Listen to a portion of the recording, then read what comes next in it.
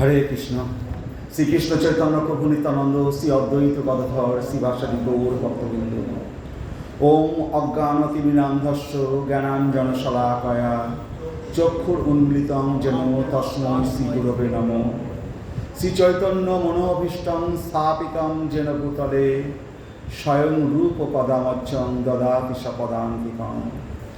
বন্দে অহং শ্রীগুরু শ্রীযুতপদকমলং শ্রীগুরু বৈষ্ণবাংশ শ্রীরূপং সাগ্রজাতং সহগণ রঘুনাথান্বিদন্तं সজীবং সাদ্বৈতং সাবভূতং পরিজনসহিতং কৃষ্ণ চৈতন্যদেবং শ্রীরাধা কৃষ্ণপাদান সহগণ ললিতা শ্রীবিশাখান্বিতাংশ।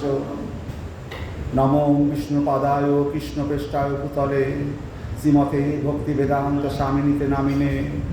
নমস্তে সরস্বতী দেবে গৌরবাণী প্রচারিণে নির্বিশেষ শূন্যবাদী পাশ্চাত্য দেশকারিণে।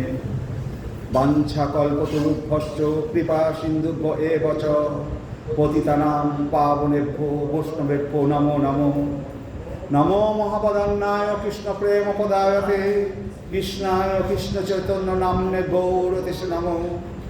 পঞ্চতত্মাকং কৃষ্ণং ভক্তরূপ স্বরূপকং ভক্তাবতারাং ভক্তাখ্যাং নমামি ভক্তশক্তিকং। হে কৃষ্ণ করুণা সিন্ধু দীনবন্ধু জগৎপতে গোপেশ গোপিকাকান্ত রাধাকান্ত নমস্তুতে। তপ্ত কাঞ্চন গৌরাঙ্গী রাধে বৃন্দাবনেশ্বরী বৃষভানুসুতে দেবী প্রণমামি হরিপ্রিয়ে। নীলাচল নিবাসায় নিত্যায় পরমাত্মনে বলভদ্র সুভদ্রাভ্যাং জগন্নাথায় তে নমঃ। বৃন্দাবৈ তুলসীদেব্যৈ প্রিয়াবৈ কেশবস্য চ বিষ্ণুভক্তি পদে দেবী সত্যভক্তৈ নমো নমঃ। জয় শ্রীকৃষ্ণ চৈতন্য প্রভু নিত্যানন্দ শ্রী অদ্বৈত গদাধর শ্রীবাসাদি গৌর ভক্তবৃন্দ। হরে কৃষ্ণ কৃষ্ণ কৃষ্ণ হরে হরে হরে রাম রাম রাম হরে হরে। ওম নমো ভগবতে বাসুদেবায় নমঃ। ওম নমো ভগবতে বাসুদেবায় নমঃ। তো ব্যাসদেব আমাদের শ্রীমদ্ ভাগবত রচয়িতাকে ব্যাসদেব। তো ব্যাসদেব স্বয়ং ভগবান নারায়ণী ব্যাসদেব, তিনি ব্যাসদেব রূপে আবির্ভূত হয়েছেন। যেমন যে আমাদের 24 অবতার বলা হয়, তো ব্যাসদেব তার মধ্যে একটি অবতার। রাম যেমন একটি অবতার ধরা হয়, বামন অবতার, ব্যাসদেব এক অবতার, পরশুরাম এক অবতার। স্বয়ং নারায়ণই ব্যাসদেব হয়ে এসেছেন। ব্যাসদেব আবির্ভূত হয়ে বেদকে বিভাগ করলেন, 4 ভাগে ভাগ করলেন, অষ্টাদশ পুরাণ রচনা করলেন, উপপুরাণাদি রচনা করেছেন, তন্ত্রাদি রচনা করেছেন, মহাভারত রচনা করেছেন এবং মহাভারতের মধ্যে গীতা রয়েছে। বেদান্ত দর্শন প্রণয়ন করেছেন। এসব রচনা করার পরেও তার উপরে আরেকটা ভার ছিল কলির জীবকে তার ধর্মটা জানিয়ে দেওয়া। এই কলিকালে ধর্ম এখন কার আশ্রয়ে রয়েছে, এক এক যুগে এক একভাবে ধর্ম প্রচারিত হচ্ছে। তো এই কলিযুগে ধর্মটা কার আশ্রয় আছে? এখন হচ্ছে কি, আপনি দেখবেন পাড়ায় পাড়ায় সব এক একটা গুরু হয়ে গেছে, এক একটা ধর্ম পাড়ায় বসে গেছে। তো কলিযুগের ধর্মটা আসলে কী, সেটা তো আমাদের জানা দরকার। ধর্ম বলতে কি, যেমন জলের ধর্ম তরলতা, দুধকে চিনবেন কী করে? দুধের ধর্ম সাদা রঙটা দেখে, হ্যাঁ, তারপরে স্বাদটা, হ্যাঁ। প্রত্যেকটি বস্তুর একটা ধর্ম আছে। জলের ধর্ম রয়েছে তরলতা, হ্যাঁ। তো এটা হচ্ছে ধর্ম। তো আমাদের কলিযুগে মানুষের যে ধর্মটা কী, সেটা জানিয়ে দেওয়ার জন্য এই ব্যাসদেবের আশা। আর এই শাস্ত্রের মাধ্যমেই তো ধর্মকে জানাতে হবে, ঘরে ঘরে গিয়ে তো জানানো সম্ভব নয়। আর এই পুস্তক ব্যাসদেব রচনা করে গেছেন, তারপরে গুরুদেবকে পাঠিয়ে দিয়েছেন এবং গুরুদেব এসে শিষ্যকে তার এই ধর্মটা বুঝিয়ে দিচ্ছেন। আর ভগবান পরমাত্মা ভিতরে রয়েছে। তো এইভাবে ধর্মটা প্রচারিত হবে। তো ব্যাসদেব দেখলেন যে এত কিছু রচনা করার পরেও তিনি মনে শান্তি পাচ্ছেন না, তার মন অশান্ত হয়ে রয়েছে। বলছে যে কিংবা ভাগবতা ধর্ম ন প্রায়ণ নিরূপিতা প্রিয়া পরমহংস নাম তয়েব হি অচ্যুত প্রিয়া। বলছে ভাগবত ধর্ম ভালো করে বলা হয়নি, কারণ এতগুলো মানে বেদকে 4 ভাগে ভাগ করা হয়েছে, তারপরে অনেক পুরাণাদি রচনা করা হয়েছে, তারপরে হচ্ছে আপনার ব্রহ্মসূত্র রচনা করা হয়েছে, বেদান্ত পুরাণ রচনা করা হয়েছে। তা সত্ত্বেও যে রচয়িতা সেই বলছে আমার হৃদয় প্রসন্ন হচ্ছে না, আমি নিজেকে শান্তি পাচ্ছি না, এত কিছু রচনা করার পরে আমি নিজে শান্তি পাচ্ছি না, তাহলে আমার এই রচনাগুলো পরে মানুষ কী করে উদ্ধার পাবে, কী করে শান্তি পাবে? তাই বলছি যে ভাগবত ধর্ম ভালো করে তাহলে বলা হয়নি, এটাই আমার চিত্তের অপ্রসন্নতার কারণ। প্রিয়া পরমহংস নাম, ভাগবত ধর্মই হলো পরমহংসগণের প্রিয়, সেটাই বলা হয়নি। দেবশ্রী নারদ এবার ব্যাসদেব যখন এসব চিন্তা করছেন, তখন উপরে যে ভগবান আছেন তার পাশে তো নারদ বসে আছে। নারদকে ভগবান বলছে যাও ব্যাসদেবের কাছে যাও, ও তো এই সমস্ত রচনা করেছে আর এই সমস্ত, কিন্তু এগুলো তো ঠিকমতো হয়নি, তুমি যাও ঠিকমতো পথটা দেখিয়ে দিয়ে আসো, নইলে আমার ভজনটা করবে কী করে মানুষ? তো নারদমণির সাথে সাথে সেখানে এসে উপস্থিত, এসেই ব্যাসদেবকে প্রশ্ন করছে নারদমণি, হে পরাশর্য মহাভাগ ভবত কশ্চিদাত্মন পরিতুষ্যতে শরীর আত্মা মানস হে বাবা। ও হে পরাশর নন্দন, ব্যাসদেবের পিতার নাম কী ছিল? পরাশর মুনি। হে পরাশর নন্দন মহাভাগ বেদ ব্যাস, তোমার শরীর অভিমানী যে আত্মা, মন অভিমানী যে আত্মা, সেই দুই আত্মার কুশল তো, তোমার ভিতরে দুটো আত্মা রয়েছে, একটা হচ্ছে পরমাত্মা, একটা জীবাত্মা, সেই আত্মা দুটো কুশল তো? কারণ আত্মা তো কুশল নয় না। নারদমণি তো সব জানেন কার মধ্যে কী প্রশ্ন রয়েছে। ব্যাসদেব প্রশ্ন করার আগেই নারদমণি এসে প্রশ্ন করছেন, হে পরাশর নন্দন, তোমার ভিতরে যে আত্মা সেটা কি প্রসন্ন হয়েছে? ব্যাসদেব তখন বলেন, হে গুরুদেব, আমি এত কিছু রচনা করার পরেও তথাপি নাত্মা পরিতুষ্যতে মেয়ে, আমার চিত্ত প্রশান্ত হলো না, আপনি কৃপা করুন। আমি এত কিছু রচনা করেছি তবু আমার চিত্ত প্রশান্ত হলো না, আপনি আমাকে কৃপা করুন। নারদ তো সে কথাটা বলবার জন্যই এসেছেন। বেদব্যাস ভাগবতের অবতার, বেদব্যাস হচ্ছে ভগবত অবতার, মানে আর নারদ হচ্ছে ভক্ত। আর একটা বলা যায় বেদব্যাস হচ্ছে জ্ঞানের অবতার, আর নারদমণি হচ্ছে ভক্তির অবতার। তো নারদমণি যখন এসছে, সাথে সাথে ব্যাসদেব কী করেছেন, নারদমণিকে তার সিংহাসনে বসিয়েছেন, ব্যাস আসনে বসিয়ে দিয়েছেন, আর গুরুদেবকে আগে বসিয়েছেন, আর ব্যাসদেব নিচে বসেছেন। ব্যাসদেব কিন্তু ভগবত অবতার, তিনি স্বয়ং নারায়ণ, তিনি বসছেন নিচে। আর ভক্তির অবতার নারদমণি যে ভক্তকে সিংহাসনে বসেছে। তো ব্যাস ও নারায়ণের সাক্ষাৎ, বলা হয়েছে ব্যাস ও নারায়ণ সাক্ষাৎ। ব্যাসই হচ্ছে স্বয়ং নারায়ণ, তিনি নারদমণির পদপ্রান্তে বসেছেন। তার ভুল হয়েছে, সেই নারায়ণের ভুল হয়েছে, ব্যাসের ভুল হয়েছে, এটা কি করে সম্ভব? যদি ব্যাসদেব স্বয়ং নারায়ণের সাক্ষাৎ, তার ভুল হয়েছে, আর ভক্ত নারদ তিনি উপদেশ দেবেন আর ভগবান শুনবেন, এই কেমন কথা? আসলে জানানো হলো ভগবানের ভুলটা ভুল নয়, ওটা ভুলের ছল। তার কারণ ভগবানের কৃপা পেতে হলে ভক্ত কৃপা আগে দরকার। ভক্তের যদি কৃপা না হয় তাহলে ভগবান ওখান থেকে বসে কৃপা করবেন না। আপনার এখানে ভক্তরা যে নৃত্য করছে, হরে কৃষ্ণ নাম করছে, তাদের এখানে যে শুনে যে সাষ্টাঙ্গে প্রণাম করছেন, সেই ভক্তরা যদি গায়ে না লাগে তো ভগবান আপনার দিকে তাকাবে না। আগেই ভক্তের পায়ের ধুলো, এখানে আপনি সাষ্টাঙ্গে প্রণাম করলেন কিনা, তাদের পায়ের ধুলো মাথায় নিয়েছেন কিনা, সেইটা হচ্ছে আপনার আসল হচ্ছে মানে ডিগ্রি, যে ওটা আপনি পেয়েছেন, এবার ভগবানকে প্রণাম করুন। তো ভক্ত কৃপা আগে দরকার। ভক্তের পদধূলি পদরজ যদি না হয় তাহলে ভগবানের কে পাওয়া যাবে না। আসলে জানানো হলো ভগবানের ভুলটা ভুল নয়, ওটা ভুলের ছল। কেন ছল? তার কারণ ভগবানের কৃপা পেতে হলে ভক্ত কৃপা আগে দরকার। ভক্ত কৃপা অনুগামিনী ভগবত কৃপা। ভগবত কৃপাটা ভক্তর কৃপার মানে ভক্ত কৃপার পিছনে যায়। ভক্ত যদি কৃপা করে তার পিছনে ভগবানের কৃপাটা যায়। আগে ভক্ত কৃপা হবে, তারপরে ভগবানের কৃপা হবে। কৃপার গরজ বেশি, এই কথাটা জানানোর জন্যই বেদব্যাসের সংশয় হয়েছিল। তাই কৃপার গরজটা বেশি, কৃপাটা হচ্ছে মানে গুরুদেবের কৃপাটা খুব দরকার। তো ভগবতানুদিত প্রায়ম যশ ভগবত অমলম যেনই বাস নতুষ্যত মন তদ্দর্শনম কিরম। নারদমুনি বললেন, হে ব্যাসদেব, তুমি সবই করেছো, কিন্তু ভবতা তোমা কর্তৃক অনুদিত প্রায়ম, প্রায় কথার মানে হলো বাহুল্য, তুমি বেশি করে ভালো করে বলনি। তুমি ভাগবত রচনা করেছো, ভাগবত রচনা তখন করেনি, তখন মহাভারত রচনা করেছো, আর এই সমস্ত পুরাণাদি রচনা করেছো, তুমি বেশি করে ভালো করে বলনি। কি বলনি? যশ ভগবত মলম, ভগবানের যে নির্মল যশ তা তুমি ভালো করে বলনি। তাহলে ব্যাসদেব এত পুরাণ রচনা করেছে, ভগবানের যে নির্মল যে যশ কথা সেটা সে ভালো করে বলেনি। তাহলে কোনটা কলিযুগের ধর্ম? তো ভগবানের নির্মল যশ বলা হয়নি বলে তার এত কিছু মনে অশান্তি। তাহলে কোনটা কলিযুগের ধর্ম? ভগবানের নির্মল যশ, অর্থাৎ সেই যশের গান, সেই যশের শ্রবণ, সেই যশের চিন্তন, এটাই হচ্ছে কলিযুগের ধর্ম। আমরা যদি ভগবানের কথা শ্রবণ করি, কীর্তন করি, এটা হচ্ছে কলিযুগের ধর্ম। ব্যাসদেব বলেন, হে গুরুদেব, ময়া বেদান্ত দর্শনম কৃতম, আমি তো বেদান্ত দর্শন রচনা করেছি। বেদান্ত দর্শনে তো অন্য কথা নেই, ঋষভ সেটা ব্রহ্মের কথা, কিন্তু সেটাও তো একরকম গোবিন্দেরই যশ। তা আমি তো বেদান্ত দর্শন রচনা করেছি, সেটা তো একরকম গোবিন্দেরই যশ। তবু আপনি বলছেন যে ভগবানের যশ কথা বলা হয়নি বলেই এটা ধর্মটা ঠিকমতো হয়নি। নারদ তখন বলছেন, জেনই বাস নতুষ্যত মন্যে তার দর্শনম খিলম। দেখো বেদব্যাস, যে দর্শনের দ্বারা অসৌ শ্রী ভগবান সন্তুষ্ট না হন, সেই দর্শনকে আমি ন্যূন মনে করি। যে দর্শনের দ্বারা যদি ভগবান সন্তুষ্ট না হয়, সেটাকে আমি ক্ষুদ্র মনে করি।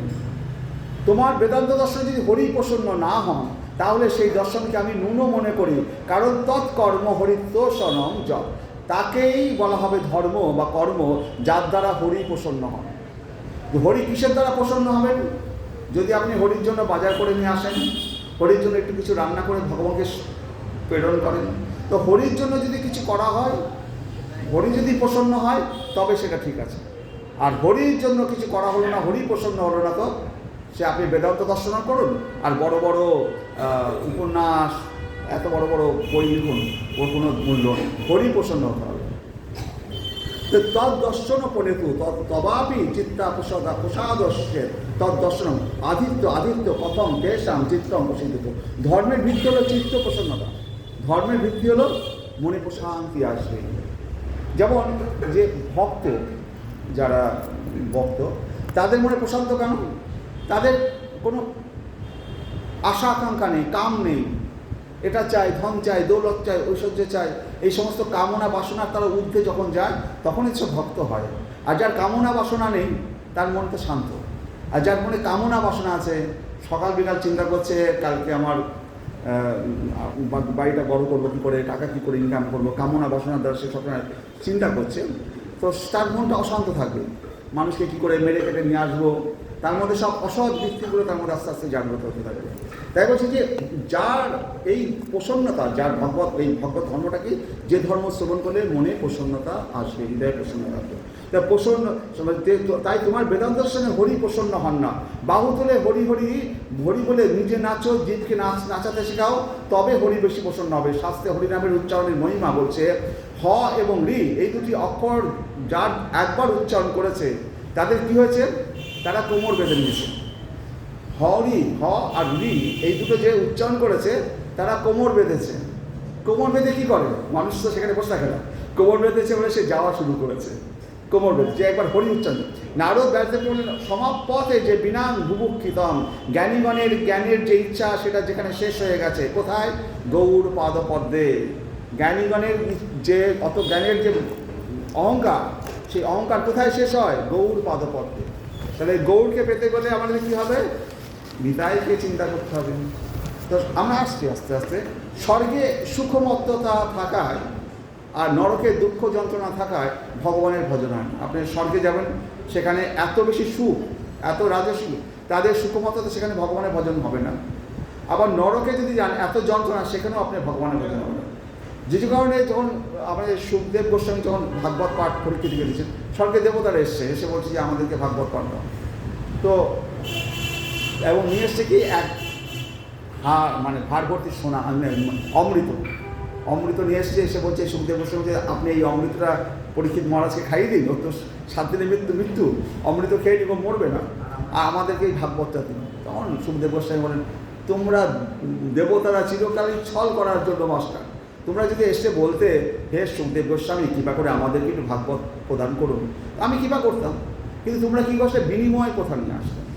আর এই স্বর্গের দেবতারা এত সুখে, তারা এই রাজসিক সুখে তারা রয়েছে। এই রাজসিক সুখে যারা থাকবে তাদের জন্য ভাগবত পাঠ নয়। যাদের পর্ণে গামছা জোটে না। ভগবান গোবিন্দ তো বলছেন রুক্মিণীকে, দেখো তুমি আমাকে বিয়ে করেছো, আমার ফ্রেন্ড সার্কেল ভালো না, যারা খেতে পারে না, সাধু সন্ন্যাসী, এরা হচ্ছে আমার ফ্রেন্ড সার্কেল। তুমি অন্য কাউকে তো বিয়ে করতে পারতে, আমার দেখতে কালো, আমি কোনো মানে গোয়ালা, শিক্ষা দীক্ষা সেরকম হয়নি, তুমি কাকে বিয়ে করেছো? তো এই ভগবানের যে ফ্রেন্ড সার্কেল, তাদেরকে হবে পেটে পাশায় গামছা জুটবে না, নেংটি পরে ঘুরে বেড়ায়।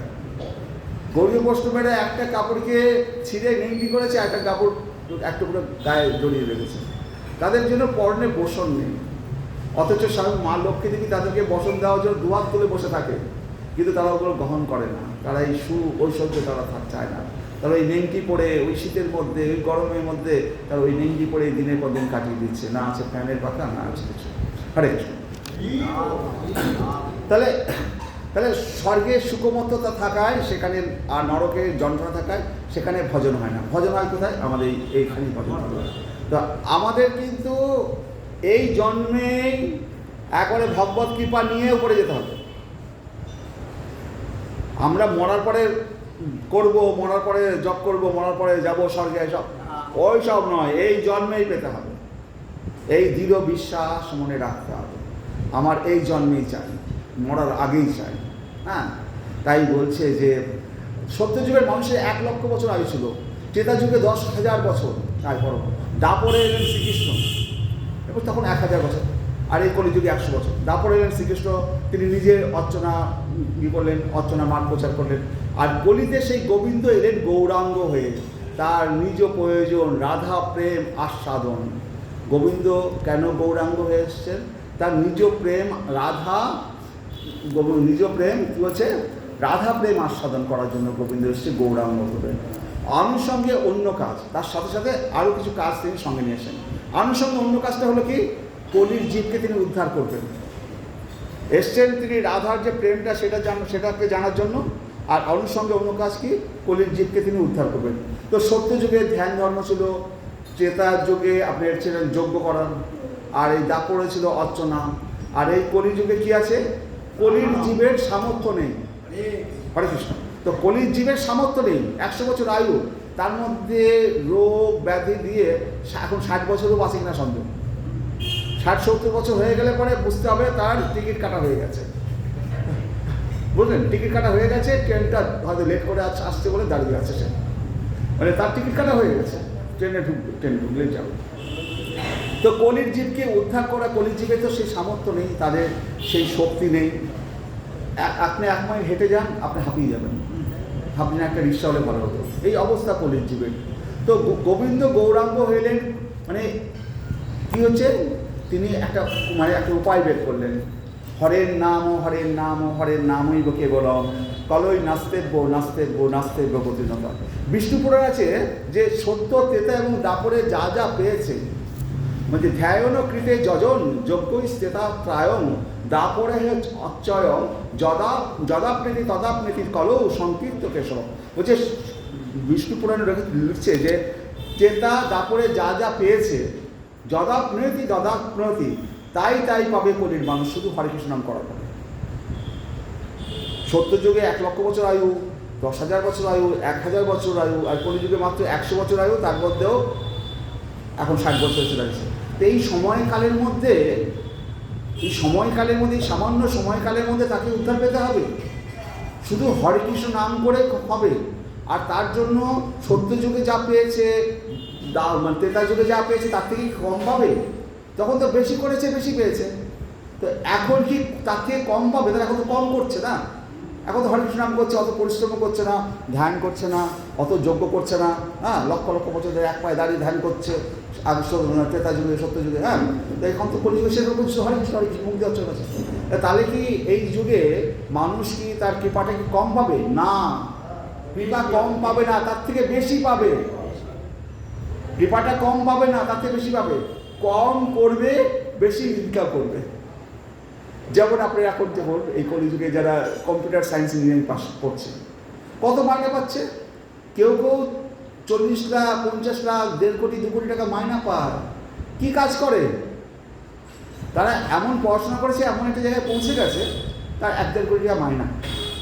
তো এই কলিযুগে সেটা সম্ভব মনে আছে? এটা কি আগে কখনো সম্ভব ছিল? সারাদিন খাটবো আর মাসে 1 কোটি টাকা মাইনা পাবো?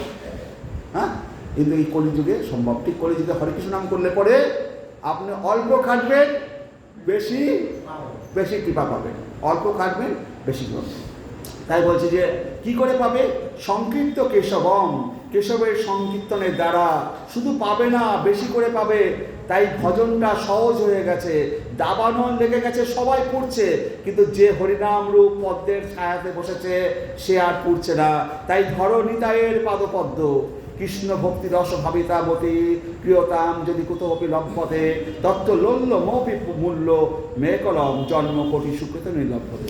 বলছি যে এই কৃষ্ণ ভক্তিরস যদি কোথাও পাওয়া যায় তাহলে মূল্য দিয়ে সেটা কিনে নেবেন। তো মূল্যটা দিয়ে কিনে নেবে। কৃষ্ণরস ভক্তি যদি কোথাও পাওয়া যায় সেখানে তুমি পয়সা দিয়ে কিনে নেবে। এখন বলছি যে পয়সা দিয়ে কিনবো, কত দাম চাইবে? আমার কাছে তো অত পয়সা আছে কিনা, আমি কিনতে পারবো কিনা? পয়সাটা বড় কথা নয়, পয়সা নয়, লোভ থাকা চাই। আমি হরিকৃষ্ণ নাম করব, এই লোভটা হচ্ছে মূল্য। লোভ লোভ আমি হরিকৃষ্ণ নাম করব, এই লোভ থাকা চাই। যেমন ভালো খাবার দেখলে লোভ লাগে, হরিকৃষ্ণ নাম দেখলে পরে যখন হরিকৃষ্ণ নাম জপ করার জন্য লোভ চাই। এই লোভরূপী মূল্য দিয়ে এই কৃষ্ণ রস ভাবিতটাকে কিনে নিতে হবে, লোভরূপী মূল্য দিয়ে। আমার এর জন্য পকেটে পয়সা খরচা করতে হবে না, আমার জন্য লোভ থাকে। প্রতিদিন আমি এখানে ভগবত কথা শুনতে আসবো, প্রতিদিন আমি ভগবানের দর্শন করতে আসবো, আমি এখানে প্রণাম করব। এই লোভটা যদি থাকে তাহলে পরে সব পাওয়া যাবে। কৃষ্ণ বলে কাঁদলে কি কৃষ্ণ পাওয়া যাবে? যারা কৃষ্ণ বলে কেঁদেছে তাদের নাম করে কাঁদলে কৃষ্ণ পাওয়া যাবে? রাধা বলে কাঁদলে, হা গৌরাঙ্গ বলে কাঁদলে তবে কৃষ্ণ পাওয়া যাবে। এখন আমরা গৌর বুঝবো কতটুকু? যে গৌর বলে কেঁদেছে, গৌর প্রেমে যার মূর্তি গড়া, প্রেমের ঢল ঢল তনু গৌরাঙ্গ প্রেমের মূর্তি প্রভু নিতাই। আমরা যদি নিতাইয়ের পদযুগলকে স্মরণ করি তাহলে আমরা গৌর পাবো, আর নিতাইকে ভজলে বৃন্দাবনে রাধা কৃষ্ণ পাবো। তো বেদান্তের আচার্যগণ বসে আছেন, একটা সভা হয়েছে, বেদান্তের বড় বড় আচার্যগণ বসে আছেন, তাদের মাঝে মহাপ্রভু বসে রয়েছেন যিনি যুগাবতার। সবাই প্রার্থনা করছে, হে দয়াময়, হে জগদীশ্বর, আপনি আবির্ভূত হয়েছেন, আপনি কলিজীবের বিচার করুন। কলির জীব আপনার বাক্য মানেনি, এখন কলির জীব আসামি, সবাই কলির জীবের বিপক্ষে। এমন সময় পতিতের বন্ধু নিতাই চাঁদ সোনার 2 বাহু প্রসারিত করে ছুটে আসছেন। তাহলে সবাই কলির জীবকে বদনাম করছেন। এরা ভগবানের হরিকৃষ্ণ নাম করে না, এরা কলির জীব, এরা যত রকম অন্যায় সব কিছু করছে, সবাই কলিজীবের বিপক্ষে। মহাপ্রভু বসে আছেন এই কলির জীবকে বিচার করার জন্য। তো নিতাই চাঁদ ছুটতে আসছেন, নিতাই চাঁদ ছুটে এসে 2 বাহুতে ছুটে আসে, বলছি যে তোদের আমি আছি, কোনো ভয় নাই। হে কলির জীব, তোদের আমি আছি, তোদের কোনো ভয় নাই। জগৎ যারে ঠেলে ফেলে, অসুচি অস্পৃশ্য বলে জগৎ যারে ঠেলে ফেলে, আমার নিতাই তারে করে কোলে। বলছে জগৎ যদি সবাই এই কলির জীবকে ছুঁড়ে ফেলে দেয়, নিতাই তাকে কোলে তুলে নেয়। তখন মহাপ্রভু তখন বলছেন, শ্রীপাদ নিতাই চাঁদ, আপনি কি বলতে চান একটু পরিষ্কার করে বলুন। এত সব আচার্যগণ বসে আছে, আপনি ছুটে আসছেন, বলছেন কলির জীবকে আপনি দেবেন, আপনি বলুন পরিষ্কার করে আপনি কি বলতে চাইছেন। তো নিতাই চাঁদ বললেন, হরে কৃষ্ণ, নিতাই চাঁদ বলে এমন একটা প্রায়শ্চিত্ত তুমি বিধান করে দাও, যেটা সাধন বলে, ভজন বলো আর দণ্ড বলো, তুমি একটা এমন একটা প্রায়শ্চিত্ত মানে কি? যে অন্যায় করে তাকে শাস্তি দেওয়া একটা প্রায়শ্চিত্ত। তাহলে এই কলির জীব যে এত অন্যায় করছে, এত পাপ করছে, তার একটা প্রায়শ্চিত্ত, সেটা দণ্ড বলো, ভজন বলো আর যা বলো, একটা বিধান দাও যেটা কলির জীব অনায়াসে করতে পারবে। মহাপ্রভুর শ্রীপাদ সাধন অল্প হলেও সিদ্ধি অল্প হবে। মহাপ্রভু দেখো, এই কলির যুগ যদি সাধন অল্প করে তাহলে তার সিদ্ধিটাও অল্প পাবেন। যেমন যোগের সাধন কঠিন, তাই সিদ্ধি হলো পরমাত্মা দর্শন, জ্ঞানের সাধন কঠিন, তার সিদ্ধি ব্রহ্মানন্দ দর্শন।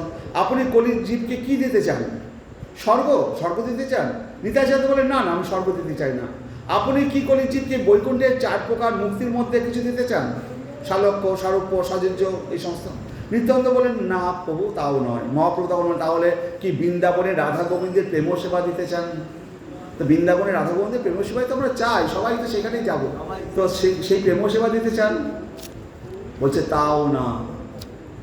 চার সম্প্রদায়ের চার আচার্য এবং স্বয়ং মহাপ্রভু অবাক।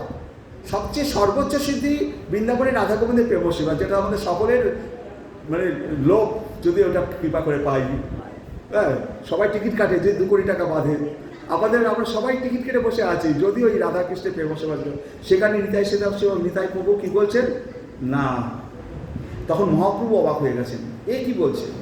তো শ্রীপাদ রাধা গোবিন্দের প্রেম সেবার উপরে আর কোনো প্রাপ্তি আছে বলে তো শাস্ত্রে জানা নেই। নিত্যানন্দ প্রভুর কথা, শাস্ত্রের কথা জানি না। কলির জীবকে এমন সাধন দিতে হবে যা অনায়াসে করতে পারবে, আর পাবে আর কি পাবে? স্বর্গ, মুক্তি, এমনকি রাধা গোবিন্দের চরণও আমি বলছি না। তখন মহাপ্রভু জানতে চাইলেন, আপনি কি দিতে চান কলির জীবকে? নিত্যানন্দ প্রভু বলেন, তোমার চরণ পাবে আমার কলির জীব, এই বিধান চাইছি। তো এই কলির জীব মহাপ্রভুর চরণ পাবে, আমি এই বিধান দিতে চাইছি। তটস্থ হয়ে বিচার করছিলেন তখন কতগুলি মহাজন। তার বলেন নিত্যানন্দ প্রভু, বেশি আর কি বললেন? রাধা গোবিন্দের মিলিত বিগ্রহ তো শ্রী মহাপ্রভু। তাই প্রথমে তো মহাপ্রভু নিজেই বললেন রাধা গোবিন্দের প্রেম সেবা দিতে চাইছেন। তো কিন্তু প্রভু নিত্যানন্দ প্রভু তো তা নিলেন না।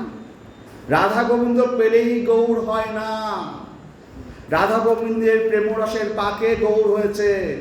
তাই নিতাই প্রভু বলছেন, তোমার চরণ পাবে আমার কলির জীব। ধরুন একটা বাড়িতে অনুষ্ঠান হচ্ছে, বরযাত্রী আসার কথা 50 জন, এসে গেছে 100 জন। তো বাড়ির মালিক 50 জন আসবে বলে 75টা সন্দেশ নিয়ে এসছে, রাজভোগ নিয়ে এসছে। এবার এসে গেছে 100 জন, 25 জনকে রাজভোগ দিতে পারছে না, কী করবে? তো বললো যে ছানা আর চিনি দিয়ে দাও 25 জনকে। রাজভোগ তো ছানা চিনি দিয়ে হয়। তো 25 জন বরযাত্রী তখন বলছি, কি ইয়ার কি মারছে পেশেন্ট? ছানা চিনি দিয়ে রাজভোগ হয় জানি, কিন্তু যে ওই যে মিষ্টির দোকানের যে কারিগর যে পাক দিয়ে যে ছানা চিনিটা মিশিয়ে যে রাজভোগ বানায়, সেই পাকটা কোথায় গেল? সেই পাক না হলে রাজভোগের স্বাদটা আসবে করতে। তা আপনি রাধা গোবিন্দ পেলেই হবে না। রাধা গোবিন্দের যে প্রেমরূপ বিগ্রহ, সেই পাকে তো হয়েছে মহাপ্রভু গৌর। তো আমাকে ছানা চিনি রাধা গোবিন্দ দিলে হবে না, ওই পাক করা মিষ্টি ওই রাজভোগ গোবিন্দের মহাপ্রভুর চরণটা চাই। শুধু রাধা গোবিন্দ দিলে হবে না, ওই রাধা গোবিন্দ পাক করে তো মহাপ্রভু হয়েছে। তো ওই রাধা গোবিন্দ ছানা চিনি পাক করে তো মহাপ্রভু সেই ইয়েটা হয়েছে, রাজভোগটা হয়েছে।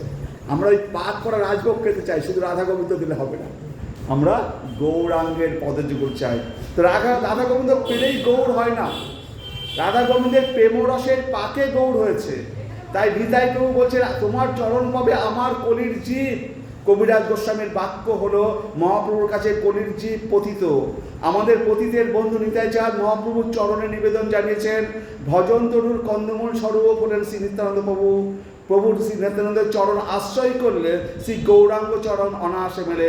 পতিতের বন্ধু নিতাই চাঁদ, আমাদের পাবন, আমাদের কৃপালু একমাত্র নিতাই চাঁদ। গৌরাঙ্গের বিগ্রহ রাধা প্রেমময় বিগ্রহ, তার স্বরূপ, তার পাদপদ্মের জন্য আমাদের মন থাকে, আমরা যেন নিতাই বলে কাঁদতে পারি।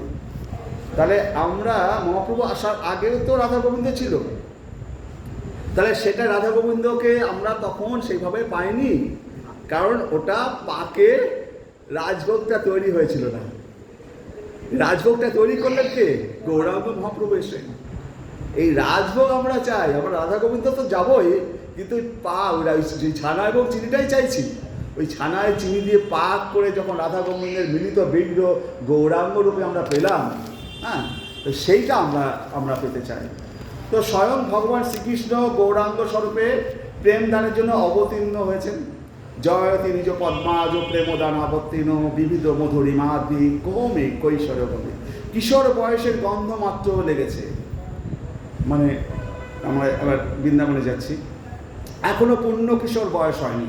এই অপূর্ণ কৈশোরপ্রাপ্ত, যাকে বেদ বেদান্ত স্বরূপ নির্ণয় করতে পারে না, এমন যে শ্রী গোবিন্দ, তিনি স্বয়ং অবতীর্ণ হয়েছেন। কেন? তিনি নিজ পাদপদ্মে প্রেমদান করবার জন্য অবতীর্ণ হয়েছেন। একাদশ স্কন্ধে উদ্ধবজি ভগবানকে বলছে, হে গোবিন্দ, তোমার এমন কৃপা যে তোমার চরণ যারা ভজে তুমি তাদের সর্বস্ব দান করো। বলছে যে তোমার চরণ যারা, তুমি তাদের সর্বস্ব দান করো, তুমি নিজেকে পর্যন্ত দান করো যারা তোমার চরণ ভজে। হে উদ্ধব, যারা চরণ ভজে না তাদেরকে আমি কিছু দিই না, এটা তো স্বার্থপরতা, তুমি তো আমাকে স্বার্থপর বলছো। উদ্ধব বলছে, প্রভু তোমাকে যারা ভজনা করে তুমি তাদের নিজের চরণ তো কী করো, তাদের বাড়িতে চাকরগিরি পর্যন্ত করে বেড়াও। আমরা কি দেখেছি, বলি মহারাজের বাড়িতে পাহারাদার হিসাবে ভগবান দাঁড়িয়েছিলেন। বলি মহারাজ কী প্রার্থনা করেছিল, দেখো আমি ঘরে বাইরে যাব, ঢুকবো, আমি যেন তোমাকে দাঁড়িয়ে দেখতে পাই।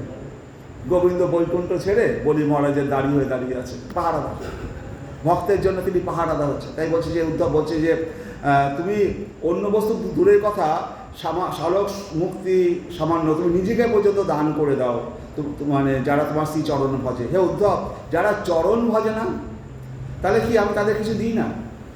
অনেকে তো ভগবানের নাম করছে, রাস্তাটা ঘুরে বেড়াচ্ছে, তারা তো নিঃশ্বাস প্রশ্বাস দিচ্ছে।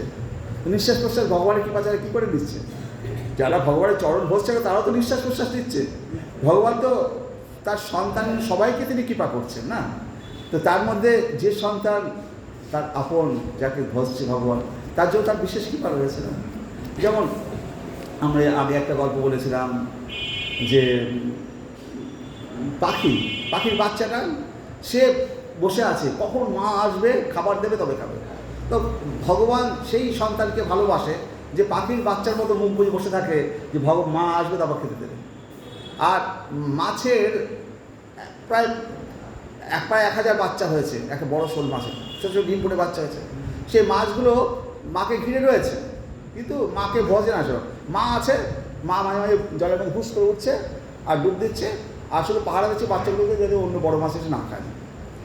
আর কচ্ছপের ক্ষেত্রে কী হচ্ছে যে কচ্ছপ ডাঙায় এসে ডিম পেড়ে দিয়ে যাচ্ছে, বালি চাপা দিয়ে যাচ্ছে, আর জলের মধ্যে ও পেতে বসে আছে যে ওই বাচ্চাগুলো একদিন ওই জলের মধ্যে বসে তা দিচ্ছে, ওই বাচ্চাগুলো একদিন বড় হবে, বড় হয়ে আস্তে আস্তে আবার হেঁটে হেঁটে জলে চলে আসবে। তো ভগবান অপেক্ষা করছে এই সমস্ত কলিহত জীব একদিন ভগবানের কাছে আসবে। কবে আসবে? ভগবান কৃপা যদি করে তবে আসবে, না হলে পরে তারা আসবে অনন্ত জন্ম মৃত্যু চক্রে অবগত হচ্ছে। তাহলে তিনটে বস্তু, একটা হচ্ছে পাখি, সে এতটাই ভগবানকে বিশ্বাস করে, তার মাকে বিশ্বাস করে, সে বসে আছে, সে জানে মা আসবে তার মুখে খাবার দেবে। আর ছোটো ছোটো মাছগুলো সে জানে ভগবান আছে কিন্তু ভজনা করে না, ও পাখিটা মায়ের ভজনা করছে, কখন মা আসবে। আর এই মাছগুলো তারা মাকে ভজনা করে না, সেই ভগবান মাঝে মাঝে ঠুস করে দেখা যায় আবার ডুব দেয়।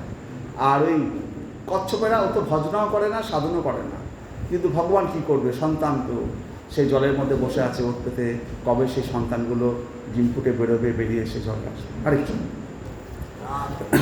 তো হরে কৃষ্ণ। তাহলে বলছে যে উদ্ধবজি অবাক হয়ে বলছে, প্রভু শোনো, তোমাকে আমি স্বার্থপর বলিনি। হে ভগবান, ব্রহ্মার মতো দীর্ঘ হচ্ছে ন এব উপয়ন্তি অপচিতম কবয় তব ঈশ ব্রহ্ম আয়ুষ অপিকিতম শব্দ মৃদু সরন্ত য অন্ত বহি অনু তনুভৃতাম অশুভম বিধুম্বন আচার্য চৈত্য বপুষা স্বগতিম ব্যানর্থী। বলছে হে ভগবান, ব্রহ্মার মতো দীর্ঘ জীবন লাভ করলেও পারমার্থিক বিজ্ঞানে দক্ষ ব্যক্তিগণ এবং দিব্যস্তরের কবিগণ আপনার প্রতি যে কতটা ঋণী তা পূর্ণরূপে প্রকাশ করতে পারেনি।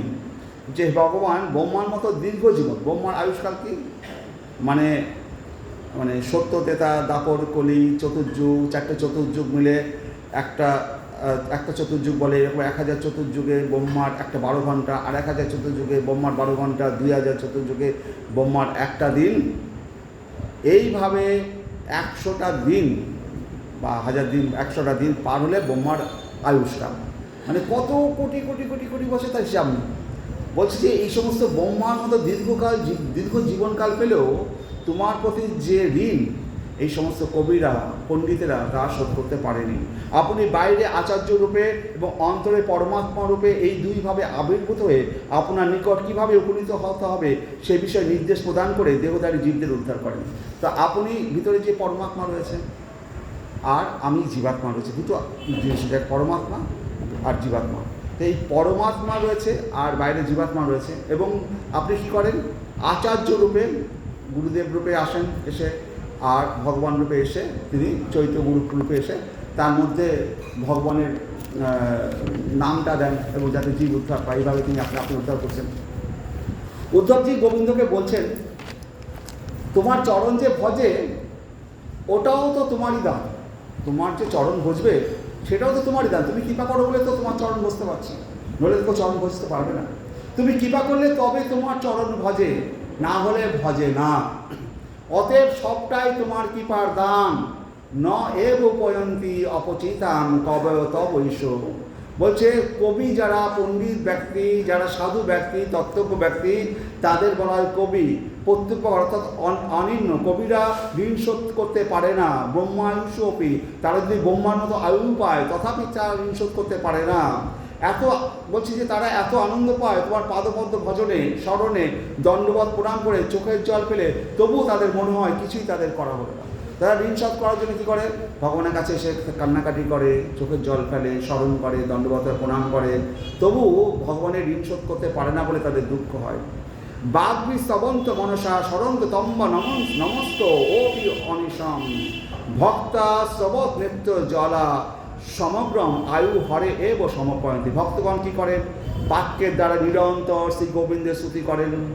ঈশ্বর পরম কৃষ্ণ সচ্চিদানন্দ বিগ্রহ অনাদি আদি গোবিন্দ সর্বকারণ কারণম চিন্তামণি প্রকট সদ্মস্কল্প বৃক্ষ লক্ষাবিতেশ্বরবিপারয়ন্তম লক্ষ্মী সহস্র সৎসম্ভ্রমম সেব্যমানম গোবিন্দম আদি পুরুষম তমহং ভজামি। এইভাবে ভক্তরা কী করছে? তার মনের দ্বারা নিরন্তর তোমার লীলা স্মরণ করছে, তোমার চরণ স্মরণ করছে, তম্ব নমন্ত দেহের দ্বারা তারা সাক্ষাৎ প্রণাম করছে। তথাপি ন তৃপ্তা, তবু তারা তৃপ্তি পাচ্ছে না। ভক্তা শ্রবণেত্র জলা সমগ্রম আয়ু হরে এব সমর্পয়তি পয়ন্তি। বলছে ভক্তগণের মনে হচ্ছে সমস্ত আয়ুটা যদি শ্রীগোবিন্দের চরণে চোখের জল রূপে বের করে তোমার শ্রী পাদপদ্মে ঢেলে দিতে পারতাম, তাহলে জীবন সার্থক হতো। আমার আয়ুটাও যদি তোমার শ্রী চরণে দিয়ে দিতে পারতাম, তবে সার্থক হতো। ভগবান জিজ্ঞাসা করছে, উদ্ধব, আমি তাদের কি উপকার করেছি যে তারা আমাকে তার আয়ুটা দেবে, যে তারা ঋণ শোধ করতে পারছে না? বলছে যে তুমি জহন্ত বহিস্তনুভিতাম শুভম বিদুম্নাচার্য চত্ব ববুষা সবতিং বেনক্তি। যে তুমি তনুভিতাম, সমস্ত জীবের অন্তরে ও বাহিরে যে অশুভ আছে, অন্তরের অশুভ, অনাদিকালের অবিদ্যা মালিন্য, শ্রীকৃষ্ণের যে অরুচি, বিষয় স্পৃহা, এগুলি হলো অন্তরের মালিন্য। তা শ্রীকৃষ্ণের প্রতি যে অরুচি, বিষয় স্পৃহা, বিষয়ের প্রতি ধন দৌলতের যে ভালোবাসা, এইগুলি হচ্ছে অন্তরের মালিন্য। বাইরের মালিন্য কি? কাম, ক্রোধ, লোভ, মোহ, মদ, মাৎসর্য হচ্ছে বাইরের মালিন্য। যদিও এগুলো অন্তরেরও ভিতরে বস্তু, তবুও এর প্রকাশ বাইরে হয়। হে গোবিন্দ, বাহ্য অন্তরে যত প্রকার মালিন্য আছে, ওই সমস্ত তুমি শোধন করো, তুমি পরিষ্কার করো। এক কথায় তুমি ঝাড়ুদারের কাজ করো। তো ভগবানের নাম করলে কি হয়? তিনি আমাদের অন্তরের এবং বহির যে মলটাকে দূর করেন। আমাদের ভিতরের যে অন্তরে আত্মাটার উপরে এখন ধুলো জমেছে, চেত দর্পণ মার্জনম ভব মহাদাবাগ্নি, চিত্তরূপ দর্পণের উপর এখন ধুলো পড়ে গেছে। তো ওটাকে মার্জন করতে হবে। তো কী করবে? গোবিন্দ এসে ঝাড়ুদারের কাজ করবে। ভিতরের মালিন্য যত আমরা হরে কৃষ্ণ করবো, ভিতরে সেই ধুলোটাকে তিনি পরিষ্কার করবেন। বাইরের যে কাম, ক্রোধ, লোভ, মোহ, এই ঐশ্বর্যগুলো, এগুলো তিনি পরিষ্কার করবেন, মালিন্য দূর করবেন। তাহলে তুমি এক কথায় ঝাড়ুদারের কাজ করো। তো তাহলে বলছে যে তুমি ঝাড়ুদারের মতো কাজ, অন্তর ও বাইরের সমস্ত অশুভ অমঙ্গল তুমি নিজে বিনাশ করো। সুতমুনি নৈমিষারণ্যে 60,000 ঋষিকে, নৈমিষারণ্যে 60,000 ঋষি বসে আছেন। সেখানে সুত গোস্বামী বলছেন, সিম্বতাম সকতা কৃষ্ণ পুণ্যশ্রবণ কীর্তন হৃদন্তস্ত অবদ্রান বিদুনতি শ্রীশতাম। সিম্বতাম সকথা কৃষ্ণ, কৃষ্ণ বসে বসে দেখছেন কে আমার কথা শুনছে। তাহলে কৃষ্ণ ওখানে বসে বসে দেখছে কে আমার কথা শুনছে। যত অশুভ, অনাদিকালের অশুভকে পরিষ্কার করে দিচ্ছেন। পরমাত্মা ঈশ্বর তো প্রত্যেকের অন্তরের মধ্যেই আছেন। উপনিষদে বলা হয়েছে জীবাত্মা পরমাত্মার কথা। তাদের মধ্যে জীবাত্মা সুখ দুঃখ ভোগ করে থাকে, আর পরমাত্মা ঈশ্বর সে অপ্রাকৃত কোনো বৃক্ষের ফল খায়। তা বলছি যে গাছে দুটো পাখি বসে আছে, একটা জীবাত্মা, একটা পরমাত্মা। জীবাত্মা কী করছে? সাধু ফল খাচ্ছে, গাছে যে সুন্দর সুন্দর মিষ্টি ফলগুলো খাচ্ছেন।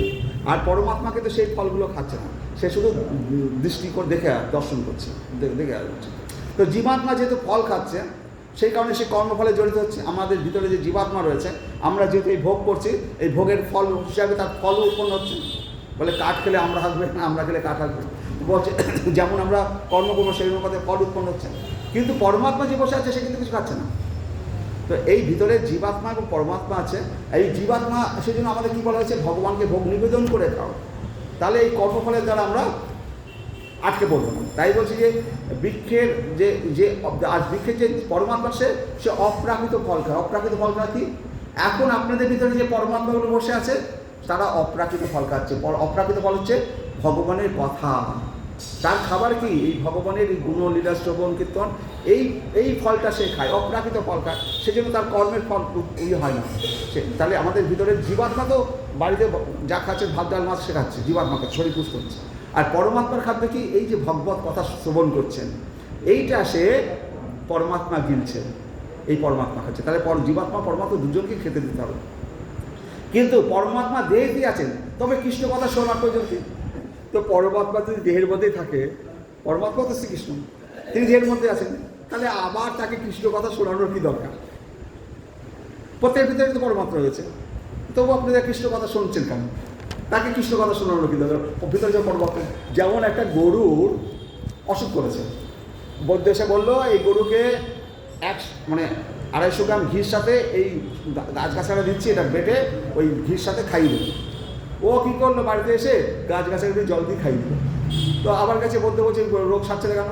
বলছে তুমি ঘি দিয়ে খাইছো।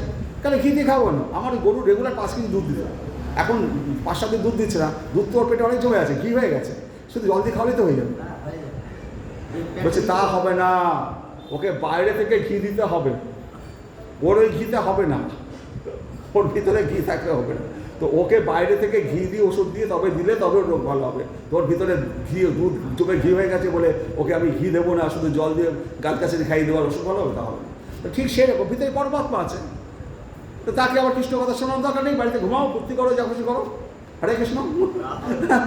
কিন্তু আপনাকে এই পরমাত্মাকে ওই কৃষ্ণ কথা রূপ ওই ঘি দিতে হবে, নইলে পরে অসুখ সারবে না। তাই হচ্ছে, তাহলে পরমাত্মা দেহেতে আছে, তবে কৃষ্ণ কথা শোনার প্রয়োজন কি? সে কথা শুনলে অন্তরের অশুভ, অমঙ্গল, অবিদ্যা বিনাশ হবে। কিন্তু অন্তরের মধ্যে যে পরমাত্মা আছে, তিনি তো কৃষ্ণেরই আর এক রূপ। যদি অন্তরের মালিন্য দূর করতে হয়, তবে পরমাত্মাই তো তা করতে পারেন। আলাদা করে কৃষ্ণ কথা শোনার প্রয়োজন কোথায়? এবার চক্রবর্তীপাদ মানে বিশ্বনাথ চক্রবর্তী বলছেন, শুনতে হবে, কারণ সেই পরমাত্মা নিষ্ক্রিয়, সেই পরমাত্মা উদাসীন, উদাসীন গুণই জন বিচলতে গুণাবর্তন্তি এবং য অবতিষ্ঠতি নয়তে। যিনি উদাসীনের মতো অবস্থিত বসে আছেন এবং অবস্থিত গুণসমূহের দ্বারা বিচলিত হন না, পরমাত্মা আছেন। কেমন আছেন? উদাসীন বল, তিনি নিজে কোনো কাজ করছেন না, জীবের অমঙ্গল নিবারণ করে কৃষ্ণপদে উন্মুখ করেন না। যতক্ষণ না আমি তাকে হরিকথা শ্রবণ করাচ্ছি, ততক্ষণ সে উদাসীন বধ হিসাবে সে শুধু তাকিয়ে দেখে আছে। তাকে জাগাতে হবে। যেমন বিজ্ঞানেই আছে, আপনারা যে গাছের যে পাতায় যে সবুজ পাতা আছে না, গাছগুলো যে সবুজ পাতা, এই সবুজ রঙটা কেন? ওই পাতার মধ্যে একটা ক্লোরোফিল বলে একটা বস্তু আছে। তো সারা রাত এই গাছটা যে সারা রাত এই পাতাগুলো, এই পাতা হচ্ছে গাছের ওখানে রান্নার ঘর, ওখানে খাবার তৈরি হয়, সূর্যের আলো সে পড়বে, তারপরে ওখানে রান্না তৈরি হবে। হ্যাঁ, সালোক সংশ্লেষ। তো এবার কী হচ্ছে, রাত্রিবেলায় সালোক সংশ্লেষটা হয় না, সূর্যের আলোটা পড়ছে না।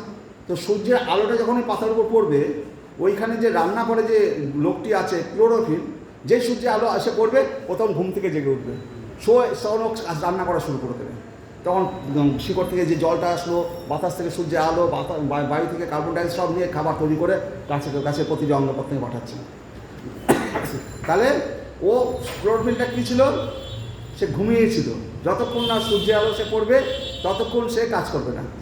তো ভিতরে যে পরমাত্মা রয়েছে, যতক্ষণ না কৃষ্ণ কথা শুনবে, ততক্ষণ সে জেগে উঠবে না, কোনো ক্রিয়া করবে না।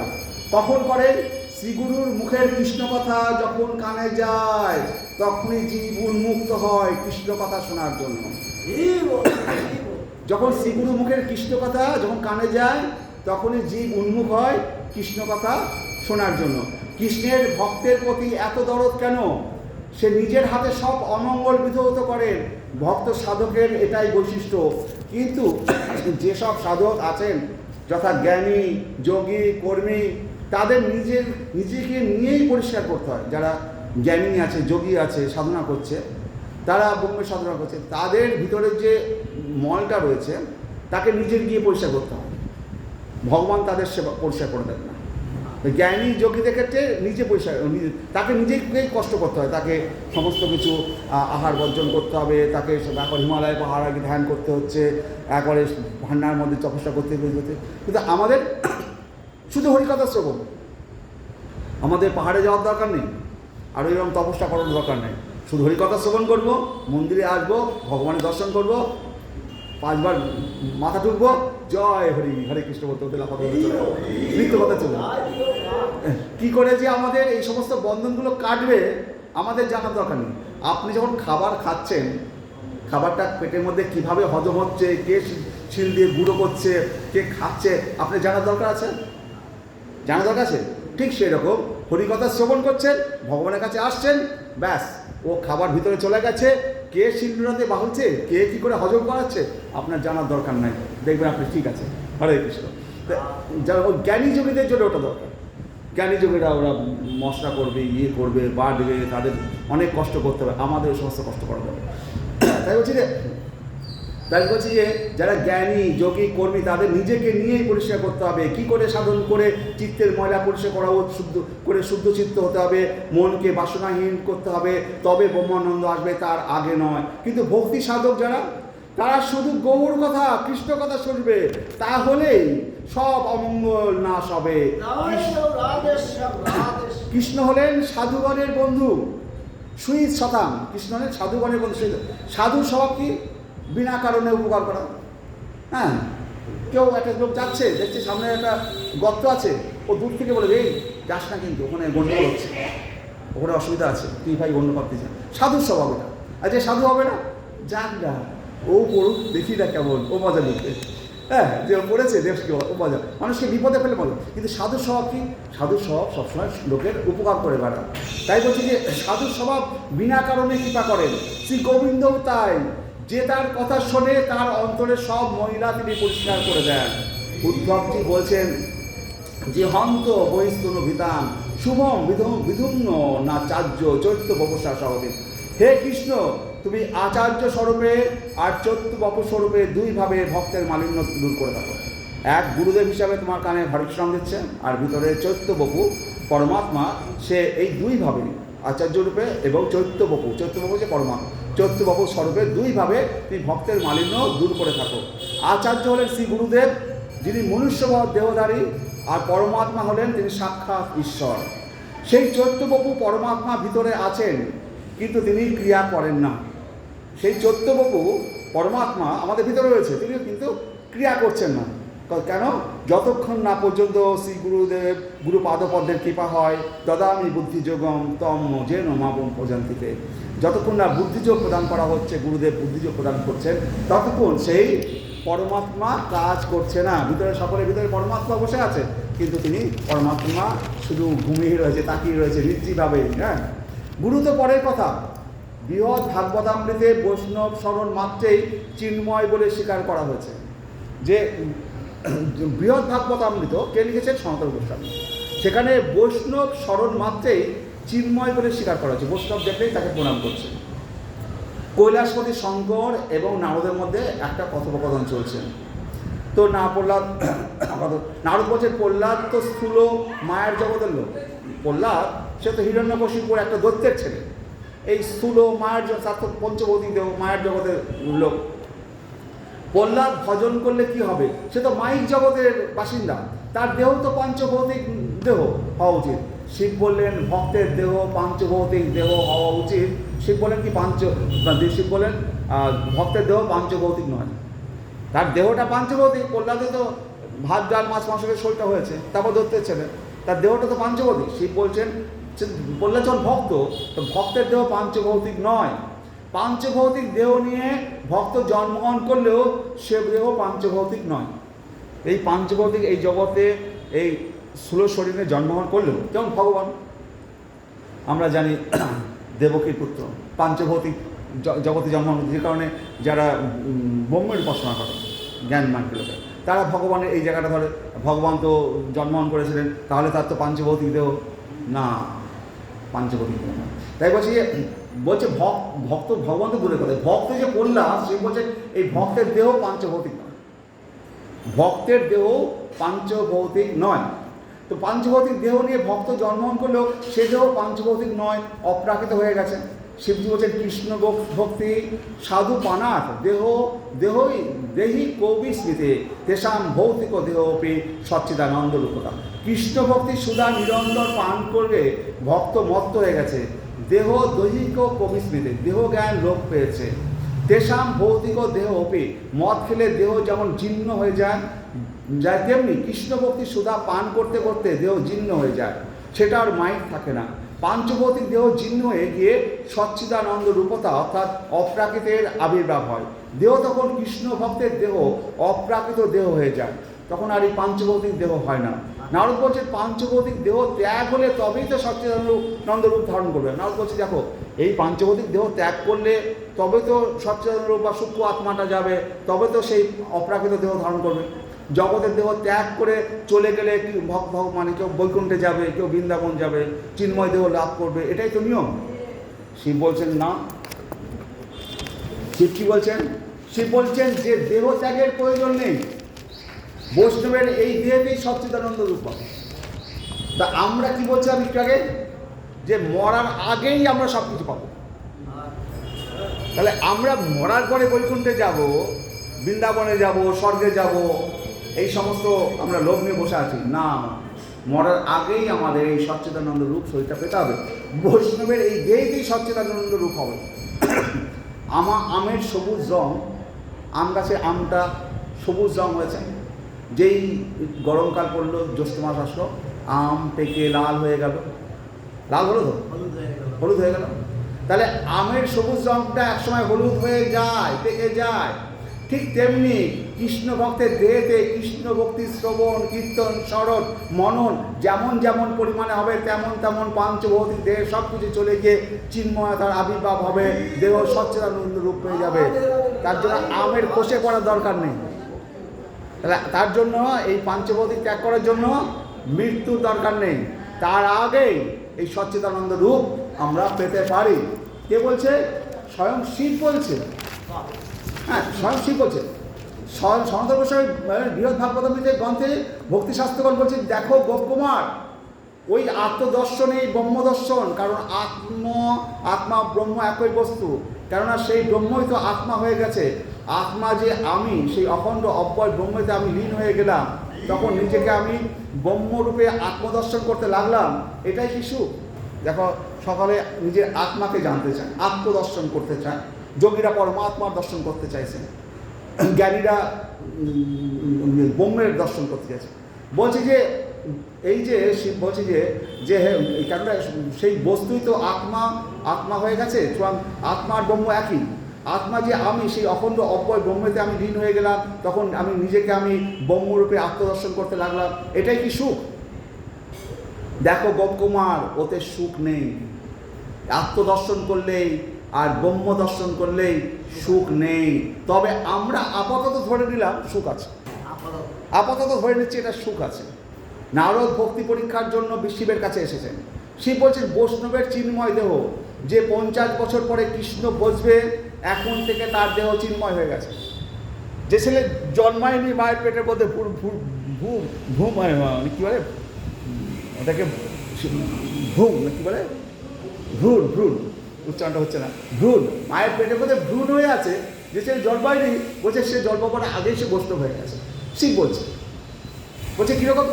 নারদ ভক্তি পরীক্ষায় বলছে যে শিবের কাছে শিব বলছেন যে বৈষ্ণবের চিন্ময় দেহ, যে 50 বছর পরে কৃষ্ণ ভজবে, এখন থেকে তার দেহ চিন্ময় হয়েছে। যখন ভজবে তখন তার দেহ চিন্ময় হবে। এখন সে ভজনই করেনি, মায়ের পেটের মধ্যে ভ্রূণ হয়ে রয়েছে, সে কী করে চিন্ময় দেহ প্রাপ্ত হয়ে গেছে? সে চিন্ময় হয়ে গেছে।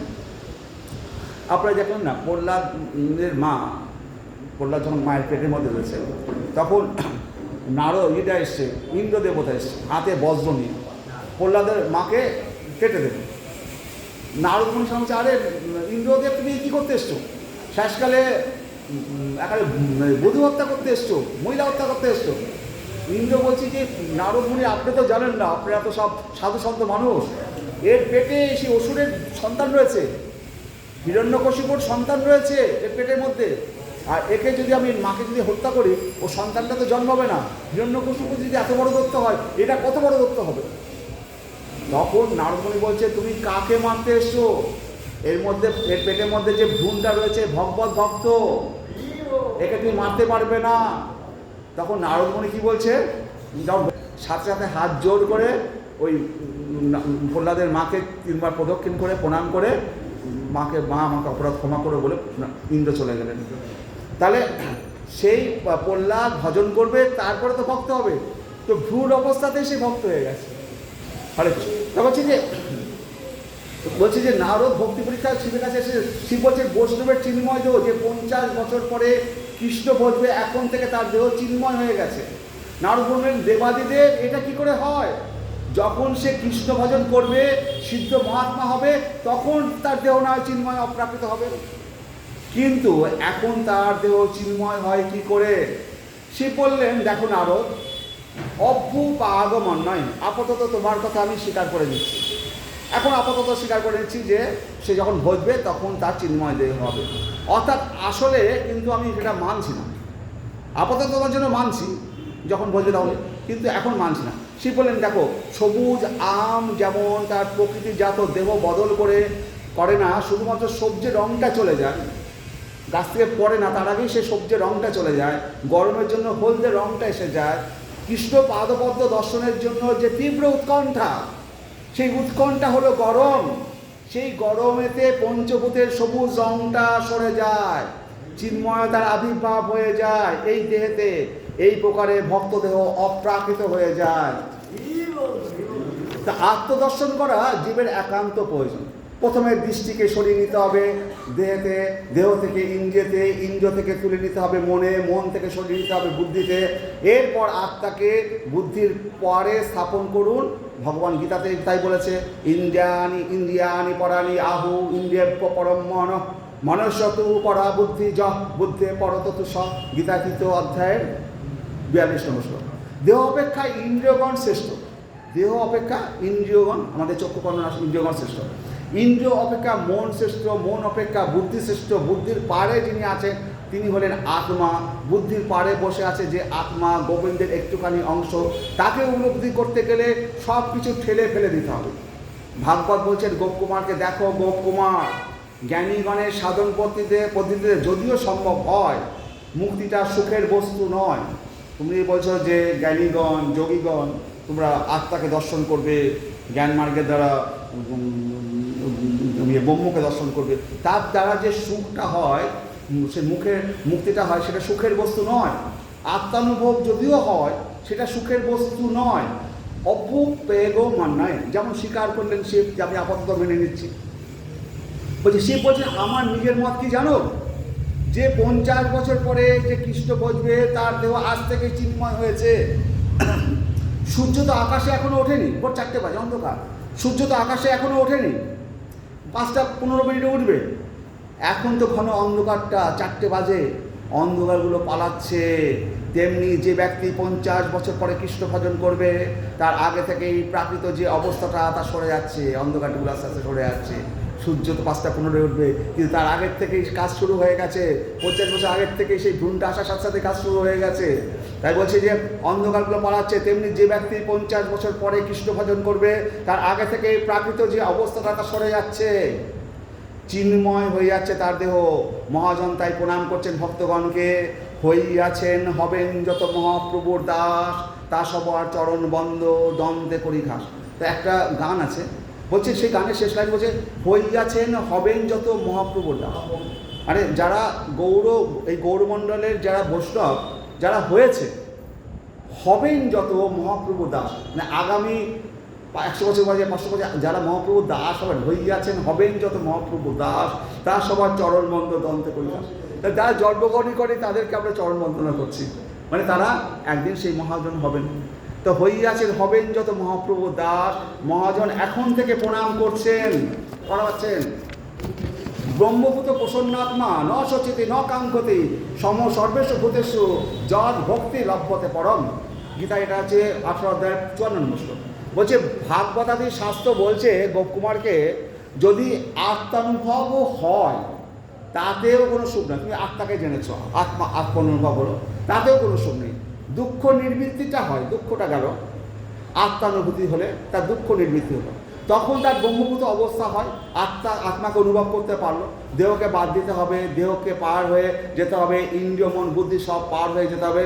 তারপরে আত্মা, তাকে যদি আপনি খুঁজে পান, তবে তার যদি নিজে দেখতে পান, তার নাম হচ্ছে আত্মানুভব। আত্মানুভব যদি হয় তাহলে আর জন্ম মরণাদি থাকে না, শোক মোহ থাকে না, ন শোচতি ন কাঙ্ক্ষতি, তখন আর কোনো বস্তু হারায় না, কোনো বস্তু পাওয়ার জন্য আকাঙ্ক্ষাও থাকে না। এই অবস্থায় সুখানুভব কিছু নেই। ধরে নিলাম আছে, এই যে আত্মাকে জানলাম, ব্রহ্মকে জানলাম, মনে করলাম ধরে নিলাম আছে সুখ, মানে আছে সুখানুভূতি আছে। তো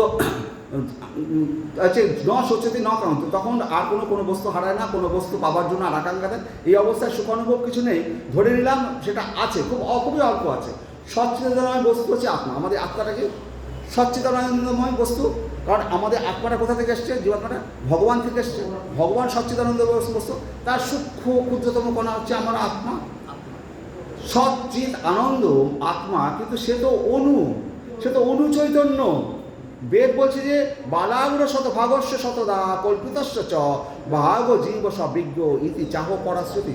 বলছে আমার চুলের অগ্রভাগকে সহস্রভাগের ক্ষুদ্রতম কণা হচ্ছে আমি আত্মা। তাহলে আমি যে আত্মাটা, সেটা আমি সে কতটা অনুচৈতন্যের কণা না? একটা কেশের অগ্রভাগকে নিয়ে যদি পুনরায় 100 ভাগ করেন এবং তার যতটা পরে, তার সহস্র ভাগের যতটা পরে, ততটা অংশ হচ্ছে চৈতন্যের এই জীব আমি। তাহলে চৈতন্য বস্তুর ওই অতটুকু অংশ হলো জীব। ভাগবত বলছে যদিও তোমার আত্মানুভব হয়, তাহলে সে সুখ কতটুকু হবে? তুমি যদি অনুচৈতন্য ওইটুকু হও, তোমার আত্মানুভবটা ওইটুকুই হবে। তোমার আকৃতিটা এইটুকু, পিঁপড়ের মতো, তুমি বলছো হাতির মতো খাবার খাবো, তা তো হবে না। তোমার আত্মাটা চুলের অগ্রভাগের সহস্রভাগের ক্ষুদ্রতম কণা। তুমি আত্মাকে জানলে, ব্রহ্মকে জানলে, আত্মানুভব, ব্রহ্মানুভব, সুখ অনুভব করলে কতটুকু পেলে? তোমার যেমন দেহ ততটাই তো পাবে। অতি অল্প অনুচৈতন্য যে স্বরূপে, যে অনুচৈতন্য তার সুখটা সেই অনুটাই পাবে। বৃহত্তর তো হবে না। হাতির মতো খাবার তো তুমি খেতে পারবে না। পিঁপড়ের মতো শরীর নিয়ে চার হাতির মতো খাবার খাবে, তা তো হতে পারে না। তাহলে বৃহত্তর হবে না। অতএব ভগবত পাদপদ্মে যে ভক্তির সুখ, তা এই আত্মসুখ অপেক্ষা কোটি কোটি গুণে বেশি। তাহলে ভগবত ভক্তির সুখ, এই যে অতএব ভগবত পাদপদ্মের যে ভক্তির সুখ, ভগবানের পাদপদ্মে যদি নিজেকে নিবেদন করে যায়, তার যে ভক্তির সুখ, সেই আত্মসুখ অপেক্ষা এই যে আত্মসুখ অপেক্ষা এটা কোটি কোটি গুণ বেশি। আত্মাকে জানার পরে, ব্রহ্মকে জানার পর যে সুখ পাবো, আমার আত্মা যতটুকু, কিন্তু যে আমার নিজেকে যদি ভগবানের পায়ে নিবেদন করি, হরি হরি বলে ভগবানের পায়ে যদি পড়ে যায়, তাহলে সেই সুখটা হচ্ছে তার কোটি কোটি গুণ বেশি। সেই ভগবত পদপদ্মের সেবা সুখই ভক্তি সুখ। আত্মানুভব যারা করেন, তারা ভগবত পদপদ্মে দর্শন করতে পারেন না। যারা আত্মার অনুভব করেন, যারা জ্ঞানী যোগী, তারা ভগবানের পাদপদ্ম দর্শন করতে পারেন না। ওটা ভক্তির দ্বারাতেই সম্ভব, জ্ঞানের দ্বারা তা দর্শন হয় না। শুধু আত্মানুভব হয়, ব্রহ্মানুভব হয়, ও দুটো একই কথা। তাই বোঝালেন মানুষের আত্মানুভব বা ব্রহ্মানুভব থেকে ভগবত পাদপদ্ম সেবনমুখ, অর্থাৎ সেবা সুখ, অর্থাৎ তার দর্শনের যে সুখ, সেটা অনেক বেশি। ভগবানের সেবা করে যে সুখ, ভগবানের পাদপদ্মে সেবা করে যে সুখ, এবং বৃন্দাবনে সেই রাধার দর্শ পাওয়ার যে সুখ, গোলক বৃন্দাবনে ভগবানের সেবা করার যে সুখ, আমাদের আকাঙ্ক্ষা সেই গোলক বৃন্দাবনে কবে আমি রাধারানীর দাসী হতে পারবো, কবে সেই সেবা করার সৌভাগ্য পাবো। আমাদের মূল লক্ষ্য সেখানে, এবং সেখানেই আমাদের সর্বোচ্চ সুখ, কোটি কোটি গুণ সুখ। আপনারা একটু হরে কৃষ্ণ করুন। হরে কৃষ্ণ কৃষ্ণ কৃষ্ণ হরে হরে, হরে রাম রাম রাম হরে হরে, হরে কৃষ্ণ কৃষ্ণ কৃষ্ণ হরে হরে, হরে রাম হরে হরে। ওম নমো ভগবতে বাসুদেবায় নমঃ। হরে কৃষ্ণ।